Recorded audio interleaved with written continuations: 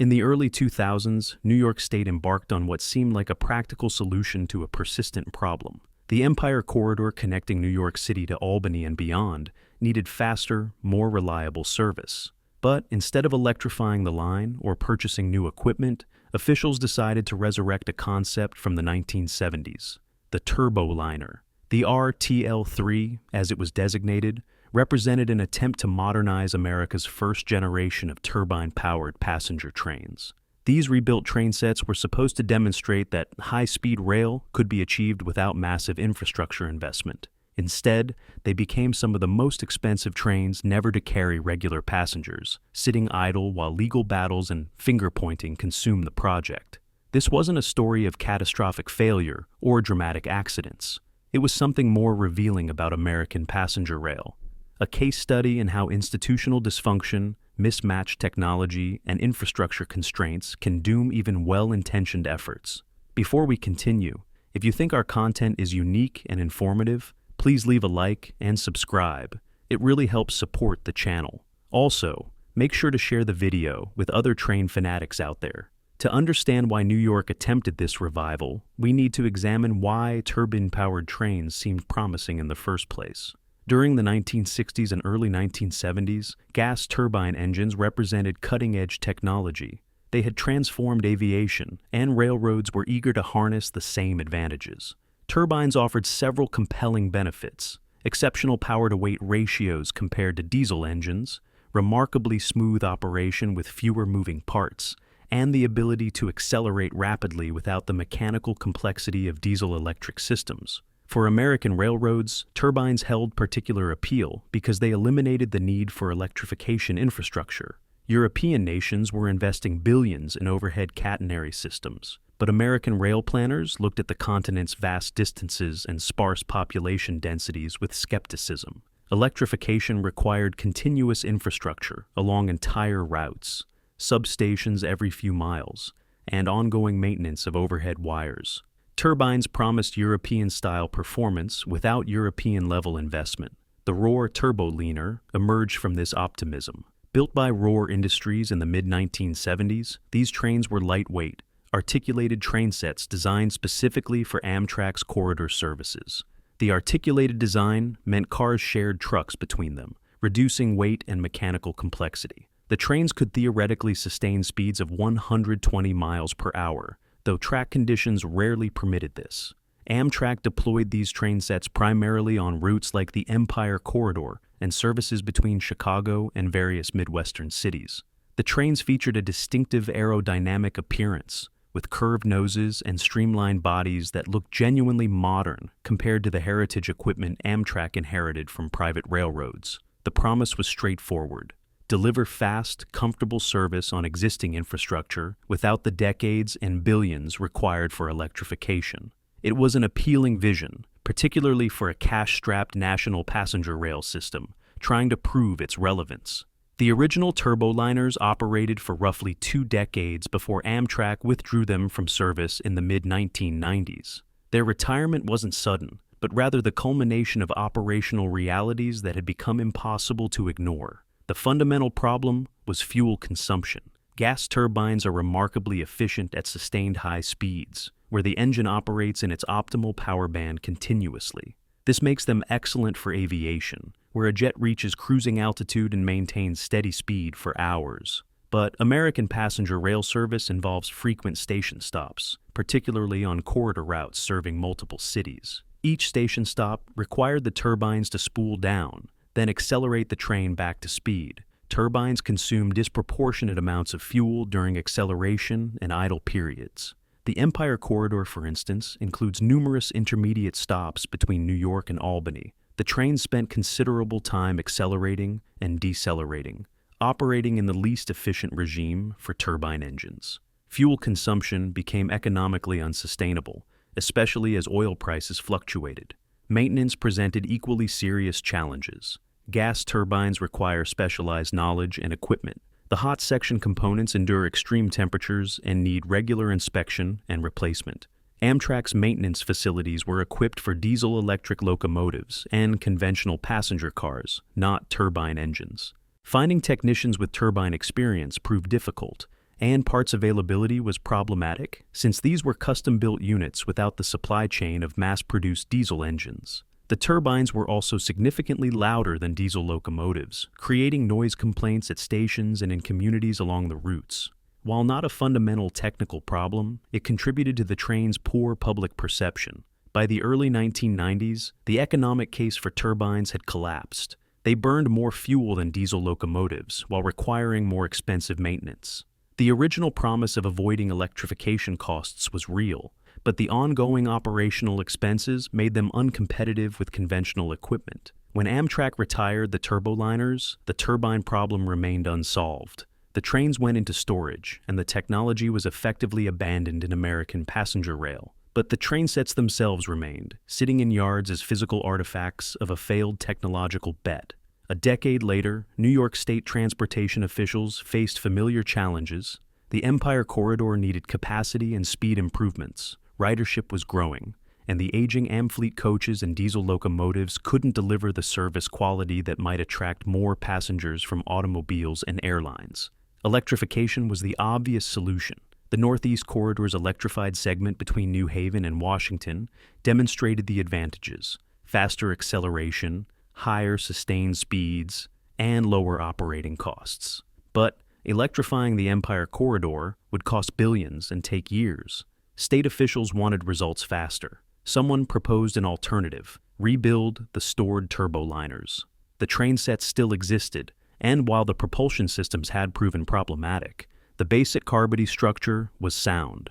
Modern control systems and updated turbine engines might address the reliability issues that plagued the original trains. The rebuilt train sets could enter service relatively quickly, demonstrating visible progress on rail improvement. This became the RTL-III project. The concept was to strip the existing turboliners down to their basic structure, then rebuild them with contemporary systems. Updated turbines would provide propulsion, modern electrical systems would replace outdated components, and improved passenger amenities would make the trains competitive with current equipment. The contractual arrangement was typically complex for American passenger rail. New York State would fund the rebuild, Amtrak would operate the trains, and a manufacturing consortium would perform the actual work. This split responsibility would later prove problematic, but initially it seemed like a practical division of labor. The project's timeline was optimistic. Officials projected the rebuilt trains could enter service within a few years, providing immediate capacity relief while longer-term infrastructure improvements proceeded. The cost estimates ranged around $30 million per train set, expensive but supposedly cheaper than purchasing entirely new equipment. The gamble was clear: reuse existing assets, apply modern technology to solve old problems, and achieve results without transforming the entire corridor infrastructure. It was vintage American rail thinking, seeking hardware solutions to systemic problems. The RTL-III rebuild attempted to create a modern train from a 1970s foundation, and the technical compromises required reveal why this proved so difficult. The propulsion system used updated turbomecha gas turbines, derivatives of the engines used in helicopters and industrial applications. These were more fuel-efficient than the original power plants and promised better reliability. Each train set had turbines mounted in the power cars at each end, providing distributed power similar to modern electric multiple units. But the fundamental mismatch remained: turbine engines optimized for sustained high-speed operation, deployed on a route characterized by frequent stops. The Empire Corridor between New York and Albany includes stations at Yonkers, Croton-Harmon, Poughkeepsie, Rhinecliff, Hudson, and Schenectady, among others. Full-length trains make between 8 and 12 stops, depending on the service pattern. Each stop cycle represented operational inefficiency for turbine propulsion. The control systems illustrated the challenge of modernizing old designs. The original turboliners used 1970s-era electrical systems, with relay logic and analog controls. The rebuild attempted to integrate modern microprocessor-based controls, but the interface between new electronics and old mechanical systems created integration complexity. Testing revealed persistent software bugs and communications failures between system components. Weight growth became a serious problem. When the original turboliners were designed, Federal Railroad Administration safety standards were less stringent. By the 2000s, crashworthiness requirements demanded stronger carbody structures and energy-absorbing components. Adding these features meant significant structural reinforcement, which increased weight substantially. The trains that were supposed to be lightweight and efficient became heavier than initially projected, reducing acceleration performance and increasing fuel consumption. The regulatory environment had fundamentally changed. The original turboliners benefited from experimental waivers and relaxed standards for new technology. By the 2000s, FRA regulations required extensive testing and documentation. Bringing a 1970s design into compliance with contemporary standards forced numerous compromises, each adding weight, cost, and complexity. The resulting trains were technical hybrids that satisfied no one completely. They retained the fundamental limitations of turbine propulsion for corridor service while adding the complications of modern safety and control systems. The lightweight advantage that made the original design appealing had been largely eliminated by required modifications. Most critically, the trains remained optimized for steady high-speed running on infrastructure that couldn't support it. The Empire Corridor has speed restrictions, curves, grade crossings, and sections of older track that limit maximum speeds well below the train's capabilities. A propulsion system designed for sustained 120 mph running spent most of its time operating at 90 mph or less, accelerating and decelerating around stops. The RTL-III trainsets underwent testing starting in the mid-2000s, but the results were consistently disappointing. The problems weren't catastrophic failures or safety issues that made headlines. Instead, they were persistent reliability problems that eroded confidence in the equipment. During test runs, the trains experienced recurring failures of electrical systems, control software glitches, and mechanical issues with various subsystems. None of these problems were individually disastrous, but collectively they demonstrated that the rebuilt trains weren't ready for regular passenger service. Amtrak mechanics reported that troubleshooting the hybrid systems was difficult because problems often stemmed from interactions between old and new components. As testing dragged on without resolution, institutional conflicts emerged. New York State had funded the rebuild with the expectation that Amtrak would operate reliable equipment. Amtrak argued that the trains had been delivered with persistent defects and that accepting them for service would create ongoing maintenance headaches. Each party blamed the other for cost overruns and delays. The maintenance question became particularly contentious. Turbine engines require specialized facilities and trained technicians. Amtrak's shops along the Empire Corridor were equipped for diesel locomotives and conventional coaches.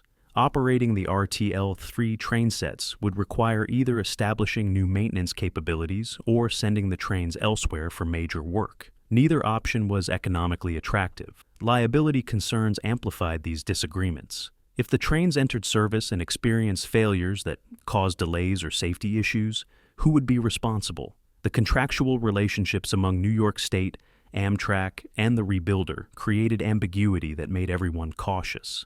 Costs escalated predictably. The initial estimates of $30 million per train set proved wildly optimistic. As problems emerged during testing, additional work was required to address them. By the time the project effectively ended, costs had reached approximately $70 million per train set, making them more expensive than purchasing new conventional equipment would have been.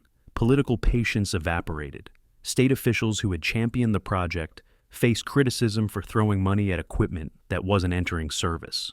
The project had promised visible results and relatively quick implementation. Instead, it delivered years of testing, mounting costs, and no passenger service improvements.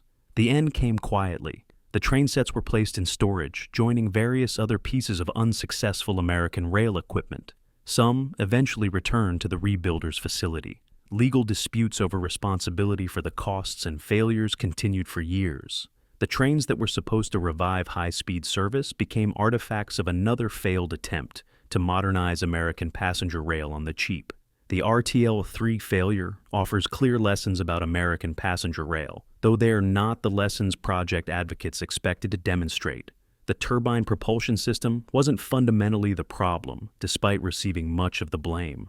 European railroads experimented with turbine trains during the same era and reached similar conclusions. Turbines were viable for specific applications, but unnecessary once electrification infrastructure existed.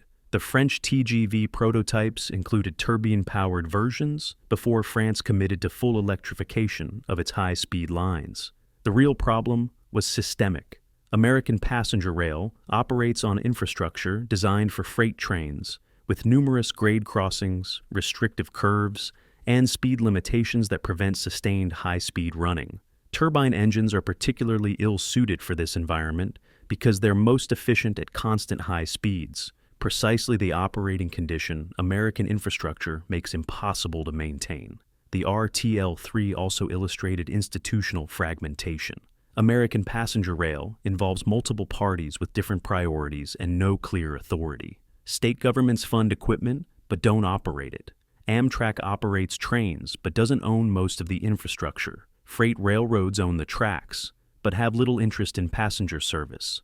This fragmentation creates persistent coordination problems and diffused accountability. The project reflected America's recurring habit of seeking hardware solutions to infrastructure problems. Upgrading the trains seemed cheaper and faster than upgrading the tracks, signals, and electrical systems. But without infrastructure improvements, new equipment can't realize its performance potential. The RTL-III could theoretically sustain 120 miles per hour, but the Empire Corridor couldn't support such speeds consistently. Europe approached these problems differently. When European nations decided to develop high-speed rail, they built dedicated high-speed infrastructure or substantially upgraded existing routes. They electrified their main corridors despite the enormous capital costs because they understood that infrastructure determines what kind of service is possible. Trains are simply hardware that operates on infrastructure. Improving the hardware without improving the infrastructure produces limited results.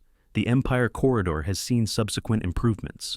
Amtrak eventually replaced the aging Amfleet coaches with new equipment. Track improvements have gradually increased speeds on certain segments, but these incremental changes took decades and substantial investment, precisely what the RTL-III project had hoped to avoid.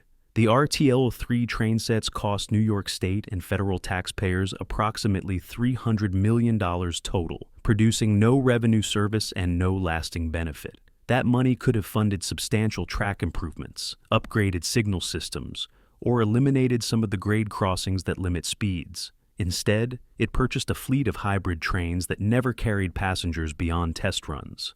The lasting lesson isn't that turbine trains are inherently bad, or that rebuilding old equipment is always wrong. Rather, it's that American passenger rail faces systemic problems that hardware alone cannot solve. Without appropriate infrastructure, without institutional clarity and coordination, and without sustained long-term investment, even well-engineered equipment will underperform or fail entirely. The RTL-III didn't fail because it was based on old technology or because turbines are fundamentally flawed. It failed because it asked a railroad system built for freight and compromise to behave like a modern passenger rail network. No amount of engineering creativity could bridge that gap. Until American passenger rail addresses its infrastructure and institutional problems, individual equipment projects will continue to disappoint, regardless of how advanced or well-intentioned they might be.